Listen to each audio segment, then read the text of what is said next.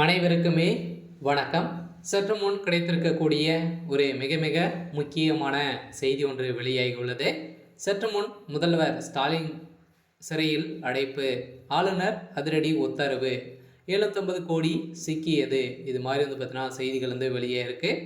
So ஏற்கனவே தமிழக அரசு பார்த்தீங்கன்னா ஆளுநர் ஆர்.என். ரவி மீது வழக்குப்பதிவு செஞ்சுருந்தாங்க.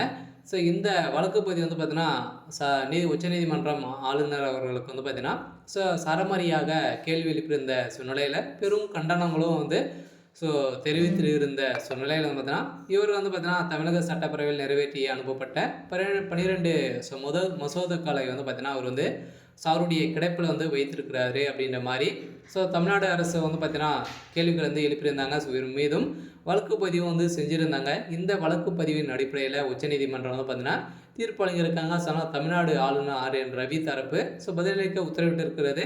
உச்சநீதிமன்றம் ஆளுநர் ஆர்.என். ரவிக்கு எதிராக தமிழ்நாடு அரசின் ரீட் மனு மீதான விசாரணை நாளை இன்று நடைபெற்றிருந்த நிலையில் தமிழ்நாடு ஆளுநர் ஆர்.என். ரவிக்கு எதிராக தமிழ்நாடு அரசு உச்சநீதிமன்றத்தில் ரீட் மனுக்களை தாக்கல் செய்திருந்தது மசோதாக்களை கிடப்பில் போட்டு வைத்ததாக துணைவேந்தர் நியமனத்தில் மாநில அரசின் நடவடிக்கையை குறுக்கிட்டு இவர் பார்த்தீங்கன்னா நிறைய பிரச்சனைகள் செய்திருக்காரு. இவர் பார்த்தீங்கன்னா தமிழக அரசுக்கு புறம்போக்காக தான் இவர் செயல்பட்டு வராரு அப்படின்ற மாதிரி இவர் முதல்வர் ஸ்டாலின் அவர்கள் வழக்குப்பதிவு செஞ்சிருந்தார்.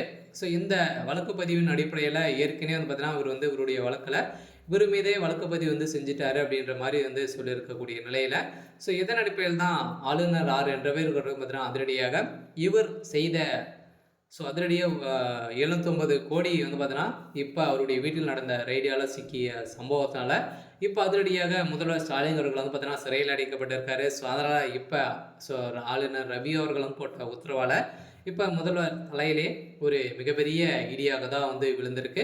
இருந்தாலும் ஏற்கனவே திமுகவுக்கும் ஆளுநர் ஆர்.என். ரவி அவர்களுக்கும் இடையே நிறைய பிரச்சனைகள் இருக்குது. ஏற்கனவே பார்த்தீங்கன்னா தமிழ் தாய் வாழ்த்து வழக்கிலும் ஆளுநர் சிக்கியிருந்தார். இவரை பார்த்தீங்கன்னா திமுக சேர்ந்த பிரமுகர்களும் உதயநிதி ஸ்டாலின் அவர்களும் பார்த்தீங்கன்னா சரமாரியாக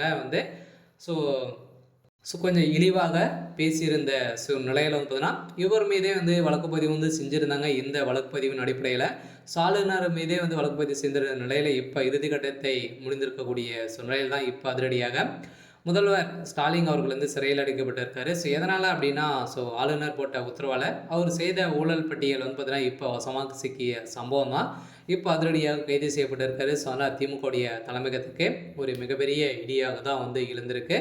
அடுத்தடுத்து பார்த்தீங்கன்னா ஏற்கனவே திமுக சேர்ந்த அமைச்சர் மூத்த அமைச்சராக இருந்த துரைமுருகனுடைய வீட்டிலும் பார்த்தீங்கன்னா 3 நாட்களாகவே தொடர்ந்து ரைடுகள் நடந்தது. அந்த ரைடின் அடிப்படையிலும் இப்போ இதற்கு அனைத்துமே உறுதுணையாக முதல்வர் ஸ்டாலின் அவர்கள் இருக்காரு அப்படின்ற மாதிரி தொடரப்பட்ட வழக்கில் இப்போ அதிரடியாக முதல்வர் ஸ்டாலின் அவர்கள் சிறையில் அடைக்கப்பட்டு இருக்காரு.